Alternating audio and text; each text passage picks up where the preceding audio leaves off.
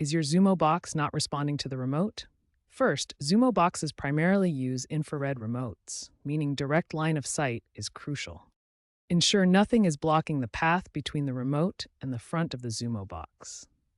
Bright lights, like sunlight or LED bulbs, can also interfere with the IR signal.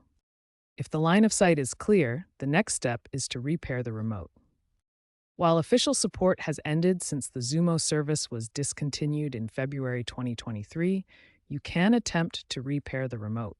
Try pressing a pairing button on the box itself if one exists. Or if you have a Xumo Play or older Comcast gateway, check for Bluetooth pairing options in the settings via the Comcast app. Often, repositioning the box and repairing can resolve the issue.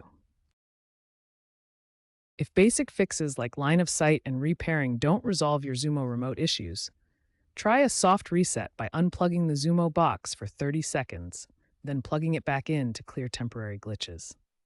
If problems continue, a factory reset may be necessary, but note that this will erase all your personalized settings and preferences. Due to the age of Xumo boxes, primarily models from 2020 to 2022, and the lack of ongoing support from Comcast since 2023, hardware failures are becoming increasingly common.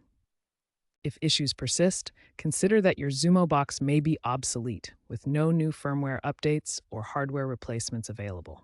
It may be time to migrate to a modern streaming device like a Roku Ultra or Amazon Fire TV Stick, which offer more reliable remote technology, including Bluetooth and Wi-Fi connections, plus continued manufacturer support.